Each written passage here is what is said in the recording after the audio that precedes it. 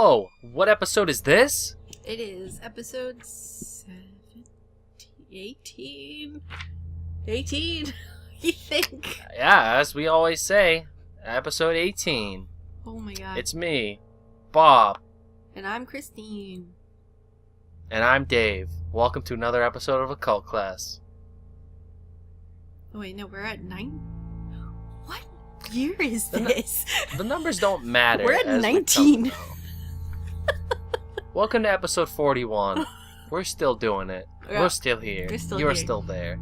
Bigfoot's still real. Aliens. We don't know. I mean, they might be real because Trump is creating a space force for some reason. Because he's insane. And considering nobody else is in space, it might be because he saw the black book that tells him that aliens are real. Oh my god. Well, I apologize for any So. background noise. I have my fan on because it's like death degrees today. Coward, you should just die, like, perish, dude. Nah. That's fine. Well, I have some great topics today. Ooh, I'm excited.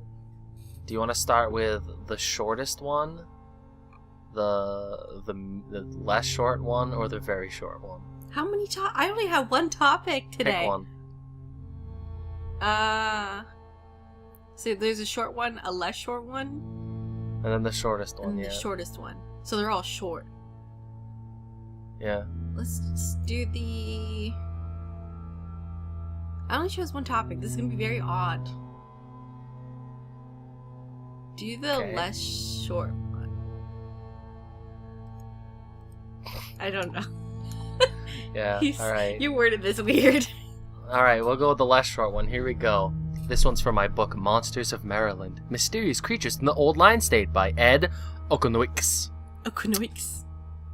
Part man, part beast, and everything ghost. These are the great old ingredients made to make a monster. Sighted in the mountains. Sometimes it's near the shore. This creature gets around. It all started in 1800-ish. Two young girls were walking down a road. They looked to their left, they looked to their right. In one of those directions they noticed a farmhouse, and guess what? What? It was on fire. They went, oh no. And they went towards it, and as the house was consumed in flames, from the second floor, a woman leapt out of the window, Oh, jeez. hit the ground. Thud. She began to roll back and forth on fire, screaming, hollering, hooting. Fair. Two girls, they ran over, they're like, oh no, and they were gonna help, but as soon as they made it towards her, she stopped moving. Oh no. They went, oh no, just like you, and got even closer, and then she jumped up! Oh jeez. Smoke billowing around her like a halo. She turned to them, her face. Oh! They screamed and they ran away. Do you know why? 'Cause she was burned. They described her head, her big old face, as burnt piece of meat that looked like an ugly pig, and thus the pig lady was born. This is the tale of the pig Sounds a lady. little bit sad because it just sounds like somebody who got horribly burned and they're like, oh, it's a Yeah, monster. but wait. Sometimes you'll see her at the riverbanks. At the riverbank? Sometimes you'll see her crossing the road in search of food or unattended children to take back to her house and cook up. Some say there's an old wooden bridge. If driven by, your car will unexpectedly stop. The driver will get out to check on the vehicle. And when they're like, well, it looks fine, they'll re-enter. But then, safe in their car, they'll realize they're no longer alone. They'll hear scratching and scritching on their fenders, on the roof, on the hood. When they look in the rearview mirror, there's the pig woman's face! Simultaneously, she'll be on the windshield, banging and bumping, demanding entry within. If you flee your car in terror, you'll never be seen again. But if you wait in the car, ride it out, she'll eventually leave. And by leave, I mean your car will turn on, you'll be able to floor it, and she'll fall off. And you'll be home. The only thing, well, you'll have bumps and dents in your car, Christine. Oh no. It's almost like that's more worth it than getting killed. And that's the pig lady. That's very interesting. I've never heard of that one. Part man, part beast, part ghost, all lady.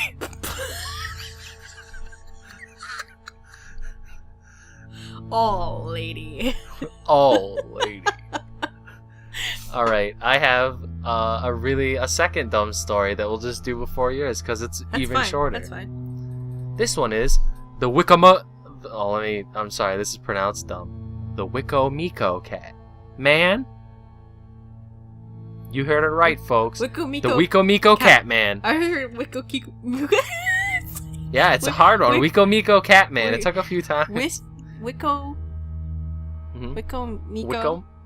Wikomiko. Miko. Or Wikomiko. Wikomiko. Catman. Wikomiko. We're gonna go with cat. Cat. Man, as you put it. Catman. Here we go. 4 people parked near a landfill witnessed 2 yellow eyes looking in the car window. Frightened extremely, they quickly left the area, but curiosity killed the kids and they decided to return. 2 cars this time, 3 hops. They got to the landfill, angled their cars directly towards where they saw the eyes with the headlights beaming. After an hour or so, they noticed something crouching down on the ground and moving towards them. The creature slowly moved over to them on all 4s. It was black, with coarse hair, had very long claws or nails on each hand. The face, human-like, but with feline features, covered in hair. There was a long, thin tail that whipped to and fro. After remaining motionless for a few seconds, it moved to one car and hooked its claws into the driver's side door. Its yellow eyes glowed in the dark as it peered inside. Terrified, the witnesses cranked on the ignition, causing the creature to fall away from the car as it cried out in a high-pitched squeal. It ran away. They also fled the scene, only left with deep scratch marks in their cars. They reported it to the police, and they looked into it but never found anything, and apparently it's been reported a few times. Never found. A cat person. The Wikomiko cat man. Scary. I think it could be like a lynx. I think it just kind of looks like basically a mountain lion that you find at the dump. Yeah. Like a mangy mountain lion that just kind of goes like, Yeah. "What's up? I want to eat all of your things. Got groceries? I want that too." Like, inversely, I like the theory that everything people see are just creatures that have slipped through an alternate dimension for a moment and then thrown back. That's a fun one to think about. Makes me think of that one thing I did in D&D one time. Not in our campaign, an old campaign. With the dolphin. Oh, Jesus. No one needs to know about you kissing dolphins. No, I dropped a dolphin on some hobgoblins on a bridge. So it's basically teleporting a dolphin from the ocean, and then all of a sudden it's just in our place, not in water, falls on a bunch of creatures, makes them all fall off the bridge. It teleports back and goes, What the heck? What the heck? Nice. Well, I heard you were spitting on ghosts or something? No, actually, this one's not a ghost. This is another black beast, like dog, like a dog one. Oh, a dog. Well, dog it was man, suggested. It was suggested by Risho. Mm-hmm. So full of suggestions, which is awesome. But I'm doing the Beast of Gevaudan. It's French, so let me just get back into my French. Gevaudan? Or La Bête de Gevaudan. Say wolf, but also maybe a hybrid. I think it's speculated that it might be a hybrid of a dog and a wolf because it's quite large but oddly shaped. Though when I was reading it on like Wikipedia, it said it was like a gray wolf, but in my book it says it was like red fur, so I don't know what to believe. But you know, as a wolf does, when wolves hunt, they bite out throats. So all of its victims had their throats torn out. The first attack happened in early summer of 1764 in France. A young woman was tending 2 cattle in Morcoir Forest near Langon.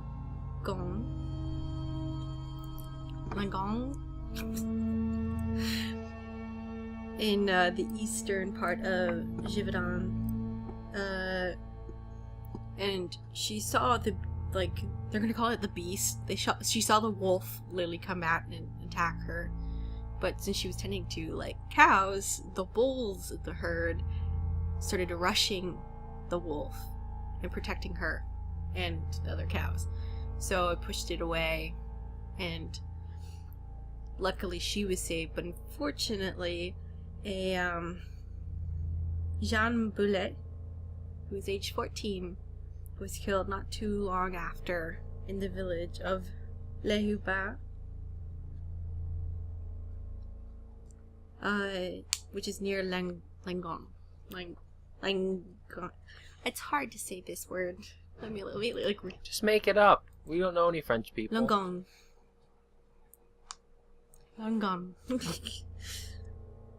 January 12th, 1765. Basically, there was a bunch of attacks. There's like a bunch of attacks. So, but this is one of the most notable ones, where Jacques Portefeuille and his 7 friends were attacked. But they survived the attack by keeping together and, like, kind of grouping up and fending it off that way, making it a little hard to be attacked. And then Louis the 15th was like, yo, that's awesome. So he awarded Jacques Portefeuille 300 livres and gave him an extra 350 livres to split with his friends. Which is a lot of money, I guess. But by this point, the French military intervenes. Like, the government is sending people to kill this wolf, this menace. So, the first captain, Duhamel of Clermont-Ferrand dragoons and his troops were sent to Le Gevaudan. And then they arrived. When did they arrive? I think they arrived sometime in June. Captain Duhamel, and he didn't do very well with trying to capture or kill this beast. Because he was having trouble dealing with his troops and communicating, and then the locals were also causing problems. They weren't really listening or cooperating very well or being timely, so that caused some problems, and he got really mad. He almost actually shot the beast, but his guards messed up and scared the beast away. And then the village of Malzieu was not ready or in place at the time when the beast crossed over La Truyère, which is a body of water. So the beast got away, and then it was gone for a bit. So he failed a lot. And then Louis the 15th was like, okay, you suck. So I'm sending 2 professional wolf hunters to take over your job. Come back to Paris. These guys will handle it. And the people he sent 2 professional hunters. One, Jean-Charles... I'm not sure if this is like 2 hunters and then his son, or if it's this person either has like a reasonably long name or this person has a really long name. So it's like Jean-Charles Marc-Antoine It's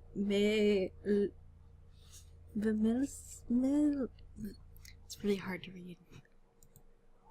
What was his name? I wrote it. Jean-Charles Mesle. Oh man, Jean-Charles Full Nelson. We got it. Neval and his son Jean-Francois. He has like a short name, but like they all went to Gevaudan. I can't say this one word. It's really hard.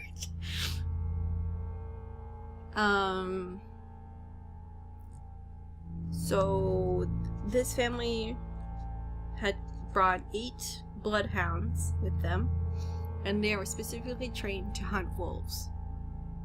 So they kind of came prepared. Though over the next 4 months,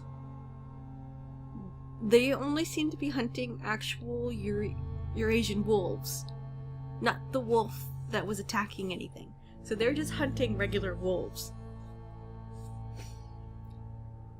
And the attacks still continued. So then they were replaced by another hunter named Francois Antoine,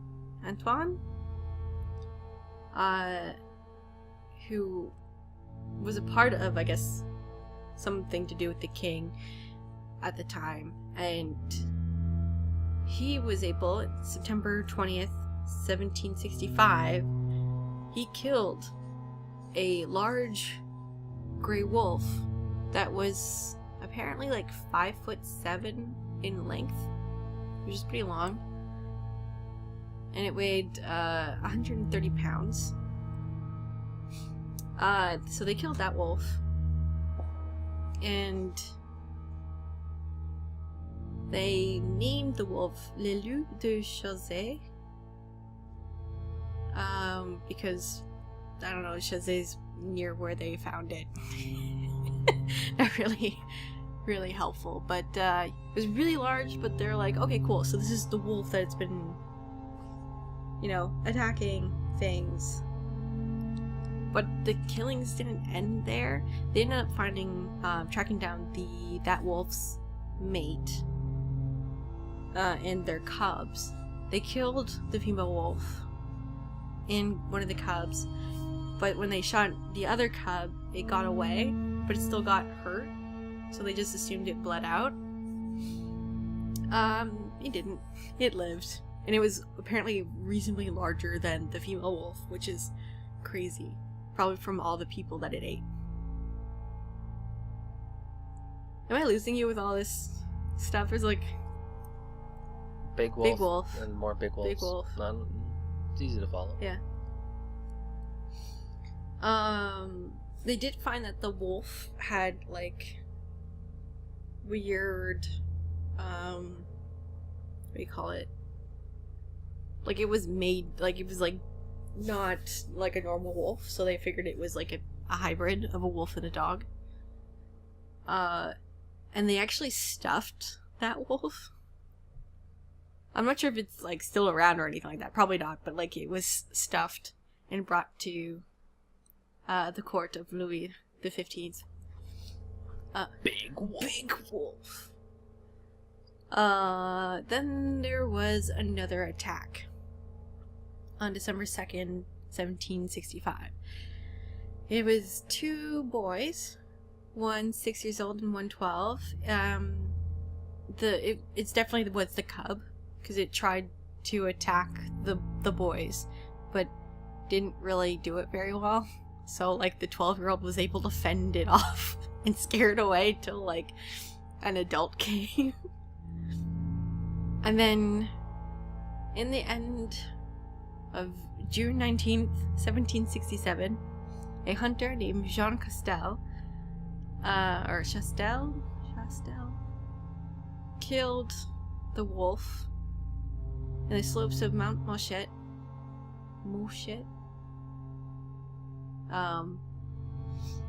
And yeah, there was no more attacks after that.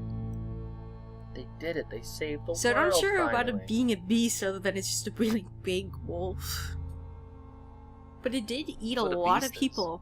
And they found it was the same wolf because when they dissected it later, they found human remains in its stomach. Nice. Which is disgusting. I mean, like, it makes sense. It makes sense. It's just kind of gross to be like, There's Louis. Ah, Like, found him. We found Dave. found Dave. Lots of Francois and Antoines and Jeans. We found Baguette. I knew a Francois. He was not nice. Shout out to Francois. Fuck you. Fuck you. I only knew you when I was like, I don't know, 10, but it's okay. Yeah, it's pretty much just people being like, oh yeah, that was just a big wolf. It's nothing supernatural, it's just a big wolf. Hybrid with the dog. Big ass wolf. But there are some, like, it's been featured in a bunch of stuff, including Teen Wolf, because of course it has. Makes sense. Yeah. But it was interesting to see that, like, Louis the 15th was like, man, you guys are getting attacked by wolves. Better send my militia to help you. I mean, back then, that was all you got. Yeah, but it's just like, wow, okay. I mean, they probably got one police guy. I mean, you can't really fight the wolf. No, well, that's why they hired a bunch of hunters. Yeah, gotta send them. Oh, wait, I forgot to mention that, what's his name? Francois Antoine was awarded 9,000 livres when he came back to France for bringing back Nice. a big wolf. That's Yeah. a lot of money. But yes, Louis the 15th was very happy. Yeah, good job. You caught me that wolf. I hope my French was acceptable. This is why I never did well in French. This is a very good showing of my French abilities. There are none. What are your topics? Last ones. My last topic, the singular Oh, one. sorry. I thought you were like, okay, I see how you do it. We've already been through 2. There was only 3, Christine. Hey. Can't be bad at French and math. I can. Not in this house. Just you watch. Alright. Here's my next book. I got Monsters of Virginia this time. Mysterious Creatures in the Old Dominion by L.B. Taylor. My copy, used, but that meant it was signed from Margaret. Keep on hunting, Margaret! Yeah. Didn't turn off your phone again. Where's my phone? Oh, it's under here. I don't know, but it's It's buzzing underneath away. all my books. Every time it buzzes, just imagine it's a ghost touching your shoulders, everybody. Because that's what I think. Is it? It's It's a ghost. My story is about a 14-year-old youth was sent to pass a few weeks of summer away at their great aunt's. She lived in an old county in Virginia, and her house was full of staircases and passages, quite large. The aunt occupied a bedroom on the first floor, and the servants were in the basement, and the niece or nephew, didn't say which, was somewhere like on the opposite side of the house, so just completely secluded. The niece few heard some rumors about the estate, but didn't believe in them. They were a creature of science, more or less, but could not help but become a bit frazzled. It was, you know, it's a spooky mansion, pretty old. The moonlight played tricks on you, keep you on edge. One night, they heard, over their head in the garret, a dull knocking sound which traveled back and forth with a succession of thumps. They thought they could hear a stifled voice, and the knocking continued. A wild, unearthly cry uttered by a person, choked or muffled as if in pain or suffering, fell upon their ears. Kya! Startled, they sat up in bed. The sound began to descend the stairs. 2, 3, successive thumps going down the steps. Then it seemed to roll over, with a confused noise of struggling and scratching. The sounds continued until it reached the passage floor. The knocking resumed, and a rambling, it began to approach their door. They stood up, their eyes straining, afraid they'd witness some horrid shape enter their room, but it passed and began to descend the next flight of steps down. The stifled wail happened again. Kya! Full of terror and agony, frozen as if their bones An icy chill they waited as the noise continued its way down. Eventually, they were able to muster up the courage and leave their room. Armed with only an old sword from their aunt's house, they peered down the steps, only able to catch a glimpse of some enormously shaped head pass by a window illuminated by the moon. Not quick enough to determine what it was, they had to follow downward to the basement. The scratching and unmistakable strange cries continued. Kya! And the servants downstairs, they heard it coming. Frightened, they waited in the corner of the basement. But the commotion continued onwards, the noise approaching. It began to scratch against the door, and then the latch finally gave way, the intruder falling into the room, its visage seen by all. It was an old tomcat trapped in a large gourd! The cat had gotten its head stuck in a gourd that used to hold old grease. Aw, poor kitty. And it fell and traveled its way down the steps all the way into the basement, hence all of the ruckus. This beast was nothing but a cat. But be careful, non-believers. One day it'll be Bigfoot, and he'll jump into your room and steal your gourd. What the fuck? What? These are facts. That's insane. I was like, I was actually super interested to see. Oh my god. What? Did I do a good story for You once? did. Or was I telling it good with noises and do everything? you do very good storytelling. It was just an old tomcat that snuck into the estate and got his head stuck in the grease gourd. Like, you know when you're listening to a good story and like all the outdoor sounds like just become nothing, so you're like super like focused. You're like, what was it? What was it? God. There's a cat There's stuck in a gourd. Stuck in a gourd. It was a fucking like meme cat going on. Yeah, there was a neon cat got stuck in the gourd. Yeah, nice. Well, that was this ending. Not even a spook or a ghost. Sometimes Just a cat. the occult is just a cat. Yes. I've noticed that no one has sent any stories. To the email? It's because the email is hard to remember. Christine, what is the email? The email is occultclass@gmail.com. Inversely, if you're too lazy to use Gmail, which I am, you can just write it in the comments of the Either video. one. That's fine. I'd be happy to read any of your personal stories about scary occurrences that happened to you. Like, Or if you want to email Christine about your No. favorite flavor of No, ice cream, she'll appreciate I mean, that. sure. She loves ice cream. that's fine. I don't mind you telling me what your favorite flavor of ice cream is. Mine's dead cats. Yeah. Yeah, see, Christine loves it. That was a of joy. This was And Bob. this is Christine. And that's Dave. And we're Occult Class. Catch us next week for our stories about horrible big feet and scarier small feet. It's like the movie that's coming out. Yeah, I guess we have to see that, huh? Oh my god, yes. Oh man, we're not going to see it together. That'd be amazing though. No, probably not, because I'm in America. I'm in Canada. And you're?